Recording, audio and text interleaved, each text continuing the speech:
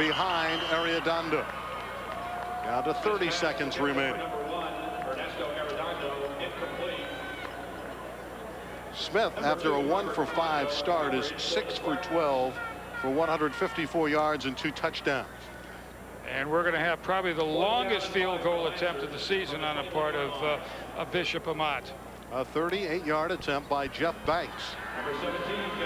Trying to extend the lead to 24-0.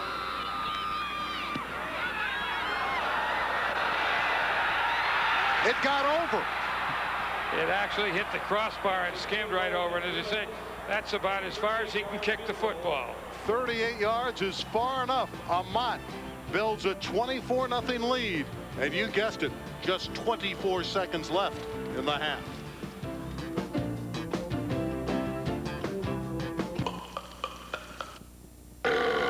The 10. And Robert Camacho to the 30, maybe the 31-yard line. Derek Dado, number 4, in on the stop. 16 seconds remaining. Ron Sylmar's last 4 possessions has netted a -5 yards. We've talked so much about the explosive offense in the second quarter, Amat, but their defense has certainly bottled up the Spartans. Well, it has. I just think, and again, with 6 seconds, 5, 4, 3, 2, 1, they won't even bother running a play. They'll go into halftime here and try to regroup and come out the second half and get something going. Ladies and gentlemen, that's the end of the first. Well, for the Sylmar Spartans, they will indeed have to regroup. They've not faced a situation like this all year. For Bishop Amat, well, everything is going according to a very nice Mark Paredes plan. Speaking of Mark Paredes, he's with Steve Yonke. Coach, I would think the biggest play in that first half was that huge punt by George Guzman that finally gave you field position to allow your offense to open up. That's football's a game of field position. We've got to have it. We were down in the hole down here, and we were really reluctant to do anything that we might throw the ball away or something like that and give them field position. But he did a great job on that kick. Did you feel you could go deep on these guys? Well, they're stopping the run, and if we've got to do anything, we got to run the ball, and that's what we're going to try and do second half. Yes, they're stopping the run. We got to throw the ball. They've loosened up now, so we're probably going to go back to the running game. Okay, Coach. Good luck the second half. Thank you. Bishop Amat up 24-0. Back up to the booth. Couple bombs. Mike Smith, one to Dalen McCutcheon, another one to Trevor Woods. A touchdown of 9 by Rodney Sermons, and a 38-yard field goal by Jeff Banks. It's all Amat at intermission, leading by 24-0.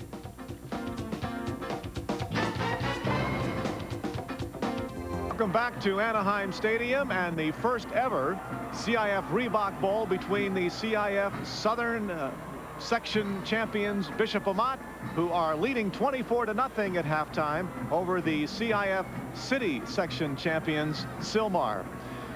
The reward for the successful seasons these young people have had is this CIF Reebok Bowl game, and we should not lose sight of the fact that this is a bowl game. It's not a championship game for Southern California. It is merely a bowl game, a reward for their successes, as I said, over their seasons this year.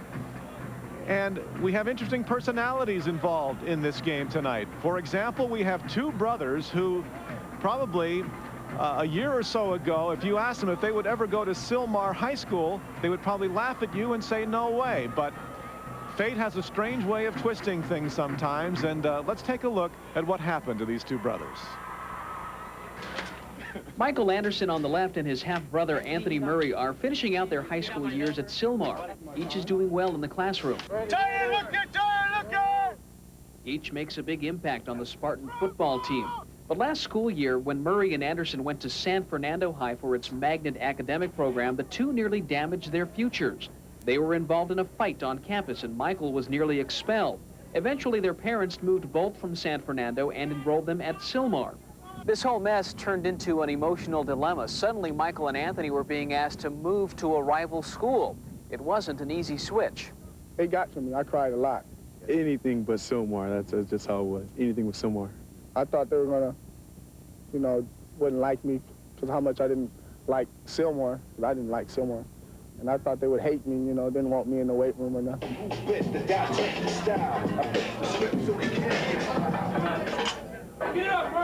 The burden of change has since been lifted. 2 students who were anti-Sylmar are now openly welcomed by teammates who give all the important advice. They helped me with my classes and, you know, tell me what teachers, you know, were nice and which ones weren't so nice. you know, how to act, you know, with counselors and who'll do what for you.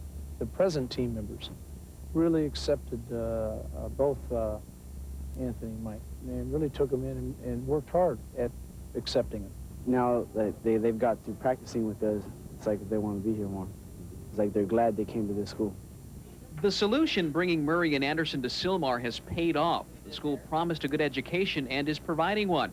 And the Spartans are in the CIF Reebok Bowl. All things considered, a pretty fortunate ending.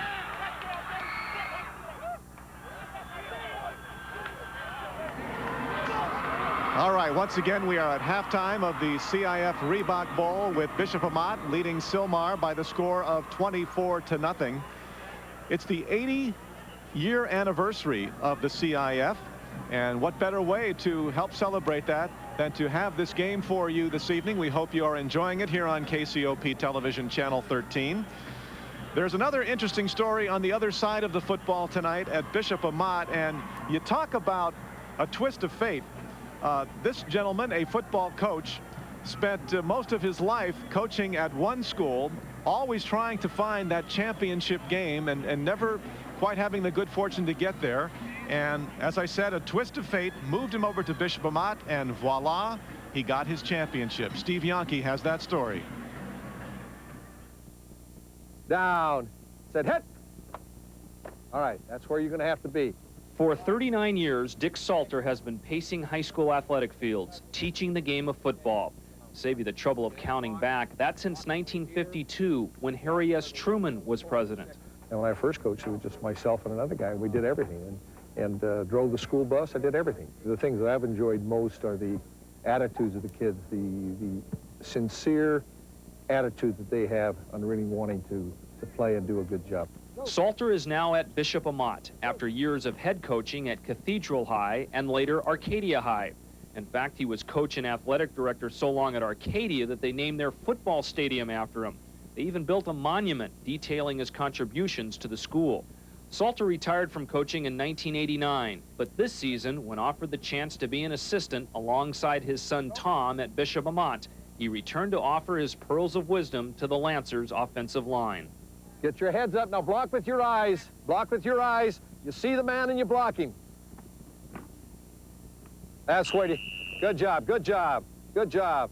It's been great working with them, and I never thought I'd have the opportunity to coach with them, and just been great. He has that fatherly approach and almost a calming way in which he goes about his job, which really makes the kids want to play for him.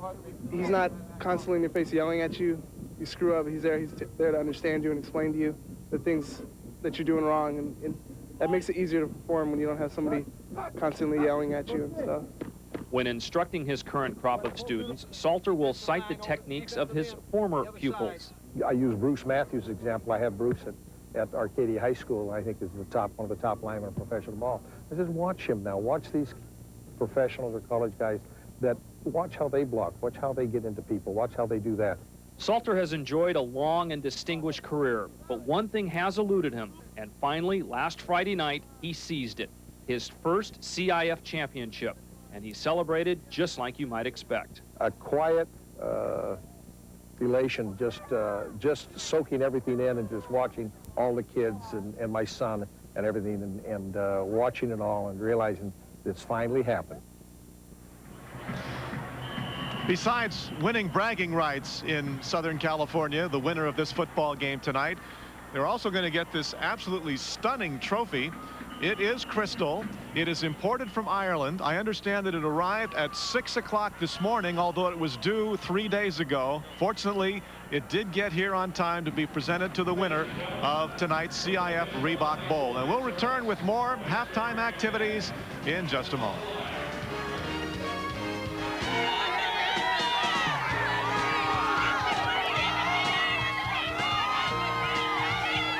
The CIF Reebok Bowl with Bishop Amat leading Sylmar 24-0. Joining me here on the sidelines, a couple of guys who have immersed themselves not only in sports but in high school football as well. To my immediate left, Pete Arbogast, sports anchor for KCBS Radio, voice of USC Trojan football and basketball, and probably other things too numerous to mention. And to his left, KFI morning sports anchor Randy Cardoon. Let's start with Pete Arbogast first. Doing play-by-play for USC football, you are familiar with what it takes to play at that level. Are there a number of candidates that you see here tonight that could fit into a program such as USC's? I would think that Coach Larry Smith and the guys, Jack Heimbach, and those guys that are recruiting at this point would be looking at a number of these guys. Of course, the running backs with Crenshaw and Sermons, they both look awfully strong. And you don't see that necessarily with tonight's game, but having watched Sylmar. Fantastic. The crowd noise here has been tremendous, Tony. I mean, the energy in this game has just been outlandish. You take a look at the crowd here, and it's just filling this stadium with so much fun and noise, and everybody gets into it. It's a real good time, I think, for everybody here, and the fact that everybody gets into these games, I think there is a future for a game like this, and the big key is going to be how good the games are, what kind of teams we're going to have, and of course how much the media covers. Now you notice he's wearing an El Camino. I noticed that. I didn't wear my Marshall Barrister stuff tonight. We're both city guys, so we've been looking forward to this for a long time, and now we're going to go home and hang our heads for a year and hope the city puts out a representative team next year and see what can happen. Well, it's not over yet. That's true. But I don't believe this game is quite over with yet. It's never over till the guy in the El Camino Real shirt sings it. Randy Cardoon has the last word. Pete Arbogast, thank you as well for joining us. My colleagues are back at Channel 13 preparing tonight's news. Let's join them now to see what's going on in the world. Pretty much their own way so far, leading Sylmar 24-0 here at Anaheim Stadium at halftime of the CIF Reebok Bowl. And to tell us a lot more about that, let's go back up to the booth to Randy Rosenblum and Ron Glazier. All right, thank you very much, Tony. Really a tremendous effort in that second quarter by the Lancers of Bishop Amat. Explosive offensively, creative defensively, total domination. Well, they did, and of course the problem was Sylmar had some field position early on in the football game. We're not able to capitalize on it. Bishop had terrible field position. We're able to keep from making mistakes and wait until their opportunities presented themselves, and then bingo. The first time they had excellent field position, Mike Smith went up top and he hit Dalen McCutcheon. What a sophomore he is. Well, you see Smith go back, and McCutcheon goes down the right sideline. He makes a nice fake, I believe, on Patton, number 22, and he runs right by him, and then it's just clear sailing to the end zone, but a perfectly thrown ball on the part of Mike Smith. Good for 68 yards, and that gave Amat the first 7 points, but it didn't end there. And maybe the biggest play of the first half, a bad snap, and punter George Guzman turns a potential mishap into a great thing. Well, you got to have a little bit of luck. Now, first of all, Guzman makes a nice play on the ball with his right hand jumping up in the air, but you notice he got a great bounce. He needed about 20 yards. He got it. Sylmar tried to get him out, but he was able to turn into the middle of the field and pick up just enough yards for that first down and keep the drive going. And now on the very next play, one play later, Smith goes up top again, 49 yards to Trevor Woods. Well, and this time he burned number 2, Camacho. Again, a perfectly thrown ball to Woods, an easy 7 points. And the last touchdown, a 9-yard scamper by Rodney Sermons. When he turns the corner, he knows where the end zone is. Well, he's got 4 or 5 speed. He turns the corner. You see number 2 again. Camacho just unable to make the stop right there, and he gets in for the 21st point. And for good measure, Jeff Banks added a 38-yard field goal. It's intermission first half. I got to tell you, this Sylmar team, they're going to have to respond early in the third quarter. They're going to get the football first, Ron, and they have to prove they can score. Well, they do, and you know, you hate like heck to say there's an important drive this early in the football game, but as far as I'm concerned, Randy, they've got to get down and get some points on the board, or this thing's going to get out of hand in a hurry. Jeff Engelman, obviously an animated character, a guy that'll yell and scream and bite, chew, do whatever it takes to get his guys going. You can imagine what he said to his team in the locker room. Well, I tell you, I think he would have needed earplugs to be in that locker room, because he's got to be telling these guys that they are just getting embarrassed out there on the football team, playing a terrible football game, and I'm sure that he has whipped them up into a frenzy. Well, we're going to find out what Jeff Engelman has to say right now, because he's with Artie Ojeda. All right, thank you, Randy. Down 24-0, Coach. What are you going to have to do to get back in this game? Well, we're going to have to block and tackle a lot better. Our emotional level right now is not what it's supposed to be. And we just challenge the kids to come out and get a little more emotional, a little self-respect. Because a good football team like Bishop Amat's going to keep on coming right at them. Coach, you're a fiery man. What did you tell your players, and is the fire there? I don't know if the fire's there.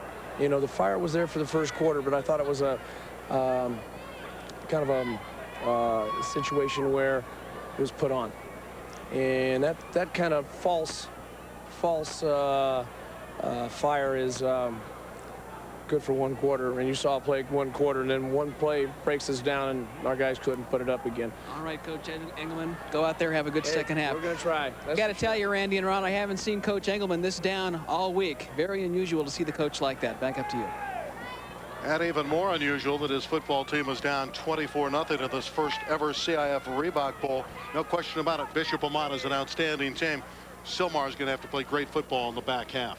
Well, on both sides of the ball, Randy, and I think the key here is they're going to have to find some success with the passing attack. To my recollection, they did not have one pass completion the entire first half. In fact, most of the time when Deion Price went back to throw the football, he really wasn't even able to get the pass off. He was brought down by that onslaught of the Lancers front four. Now, the philosophy of Bishop Amat, can't get too cozy. Mark Paredes, I'm sure, has schooled his team in the locker room. Hey, we got a 24-0 lead, but let's not just think we're in at this point. Well, no, but I think you're going to see Bishop Amat try to keep the ball on the ground a little bit. Certainly now that they have loosened up the Spartans' defense because of the outstanding success that they've had passing the football. I know that Paredes, if he had his druthers, would like to keep the ball on the ground. Remember, in Sermons, they've got a heck of a running back. They've got a great running attack, and I'm sure he'd like to keep the ball on the ground, eat up some clock again. With a 24-0 lead, I think he feels fairly comfortable and confident right now. Well, Sylmar has Tyrone Crenshaw and Eben Bilal, but to this point, they have not been able to break loose. Banks, who kicked the 38-yard field goal at the end of the half, begins it with this kickoff to the 3-yard line to Dwight Patton. And Patton explodes out near the 30-yard line. A good effort by Dwight Patton. A little bit more energy in Patton's legs. Let's see if he can ignite Sylmar. Oh, nice kickoff right down the center of the field. Ball comes to Patton on about the 10-yard line, right up the middle of the field, where he's finally brought down by Humana, number 35, for the Lancers. And they'll start in fairly decent field position on their own 30-yard line. The absence of an aerial game in that first half. Really not much of an offense at all for Sylmar. On first down, Price is throwing. No good. Wanted Tyrone Crenshaw out of his backfield. He did have single coverage from Elias Zertucci, the weak defensive end. And whenever you can get a back with solo coverage, you have an opportunity for the big play. Exactly. And Crenshaw was open right there. It's the first time you see Price. If you'd have been able to get that ball in there, Crenshaw was open, but number 33, Zertucci, all over him. And again, we knew that they were pass of Price tonight. Yeah, that was actually a well-thrown ball, just maybe about a foot or two too wide. But again, he's got to get that first completion, get some confidence. Second down and 10 for Price. He'll scramble. Still fighting. What an effort by Deion Price. But he did lose the ball, and Amat has it. Trying too hard, Deion Price lost it, and Jerry Ambrose recovers. It's going Amat's way. Number 40, Jerry Ambrose made the recovery for the Lancers. Well, that's about the last thing in the world that this football team needed. And again, you see Price wanting to throw the football, coming down with it. And this happens so many times when you give it that second effort, the third effort right there. He's being tossed around and thrown around. Everybody's coming at it with their arms. And bingo, he fumbles the football, and Ambrose recovers it. Mike Smith, who threw the 2 touchdowns in the first half with the audible. And Sermons bouncing outside inside the 20-yard line with a first down. 14 yards for Rodney Sermons. Slow to get up as Rodney Sermons. Robert Camacho finally stops Sermons. Statistically, our Pepsi halftime stats. Pepsi-Cola, their Southern California bottlers, are proud to sponsor in part this year's CIF Reebok Bowl. Good luck to the players and the coaches. Pepsi gotta have it. And there's a telling tale, of course. No yards passing for Sylmar. 154 yards passing for Bishop Amat. That's the tale of the ball game right now. Sermon's in motion. Big number 61 there. Ibanez was moving before the ball was snapped. Lancers will be penalized 5 yards. False start on the offense, 5 yards. And you look at the right side of the line right there. You'll see big number 61 move just a little bit too early. Ron, look at that hole in the middle of the defense. Putting a lot of pressure on Anthony Murray. There's Ibanez, who was ticketed for the foul. A lot of pressure on Murray. Make the stops in the middle as the middle linebacker. Quick hitter, Randy Guanco, and he's to the 11-yard line. And right now, Randy, the offensive line of the Lancers has just taken over this football game. Guanco for 12 yards, right up the center of the field. Look at the hole. You could have put a truck through this hole right there. Outstanding blocking on the part of the offensive line of the Lancers. Just a simple little handoff. Look at the pulling guard right there. Number 63, I think it was, Gallardo, with an outstanding block to free up Guanco. Second down and 3. Again, Sermons is the motion man. And again, it's Guanco at the 5. Touchdown, Randy Guanco, 11 yards. And it's all Bishop Amat. And the exact same play that they ran the time before to the right. This time they come back to the left. Very poor tackling on the part of the Spartans. I don't see much heart out there on the part of that defense. And again, you see number 2, Randy Guanco, just take the ball to the left side. An easy touchdown. Not a blue jersey in sight. Anthony Murray, the 1 blue jersey, the middle linebacker, a feeble attempt right there. And Guanco, his 4th rushing touchdown, 7th overall this year. Jeff Banks, and it's 31-0. The Lancers, the CIF Kingpins, are on top of the world early in the 3rd quarter.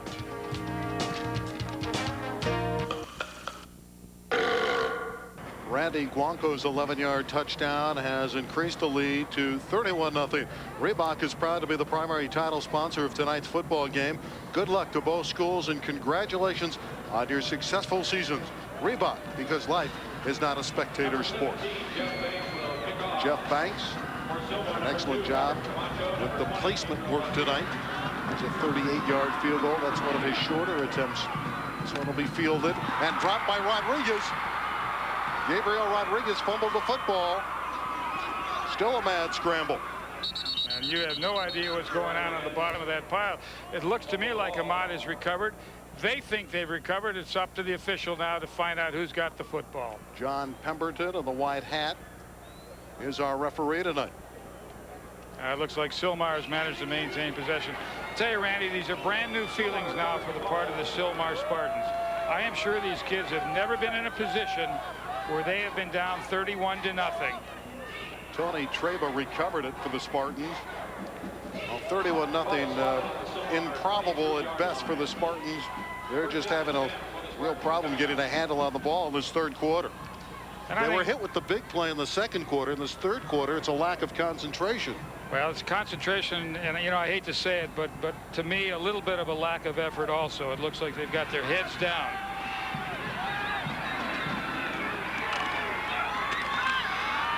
This is Crenshaw going outside the left tackle, but for only a few yards to Paul Shea's arms. He was waiting, the right side cornerback. Artie on the Sylmar sideline. It looks from up here, Artie, their heads are down. Yeah, you know, this team driven so much by emotion. That emotion seems to be draining ever so slowly. You know, Sylmar came in here as a running team. They had planned to use the pass simply to back Bishop Amat off the game. Unfortunately, they haven't been successful doing neither. Back to you. Keeping it on the ground.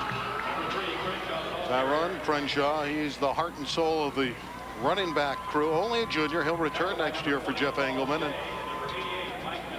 he'll bring up a 3rd down. 13 carries for Tyrone Crenshaw, only 39 yards, so they've limited his effort. Normally he's a guy that's going to get big yardage. In fact, against Venice, he rushed for 317 yards and 4 scores in the playoffs. Yeah, but Randy, again, when your defense is geared to stop the run and you don't have any fear whatsoever of a passing attack, I don't care how good a running backs you are, the defense is going to be able to stuff you. In fact, the Sylmar team scored on 6 of its first 7 possessions in that Venice game, but to this point they have not been able to score. Here goes Crenshaw, and Tyrone takes it to midfield. An 18-yard gallop by Tyrone Crenshaw. And a nice tackle on by the part of Dalen McCutcheon right there. Crenshaw would still be running. Just a little pitch to the wide side of the field right here. A little option play, and Crenshaw, nice cut back into the center of the field. Watch 21 come into view right here. That's a picture-perfect tackle. That's the kind you want to use to teach how to tackle. Good play on the part of Price right there. Only the 2nd first down of the night for the Spartans. And certainly the longest play from scrimmage of the night for the Spartans. Duran is the up back. This is Crenshaw, the I back. And he hits it for a couple yards. The waiting arms of Jim Warner, the weak side tackle, 6'2", 195-pound senior. He's a former defensive end who's been moved inside. And again, with 6 minutes remaining, half the 3rd quarter now has been eaten up. The Lancers obviously are looking for shutouts, smelling blood right here. But they're not going to be too unhappy if the Spartans move the football a little bit, and run some of or most of this 3rd quarter clock off the play. Amat has only allowed 97 points in 14 games. Pitch to Crenshaw. He has some room, but quick reaction by Matt Verdi, the free safety, to deny Crenshaw first down yardage.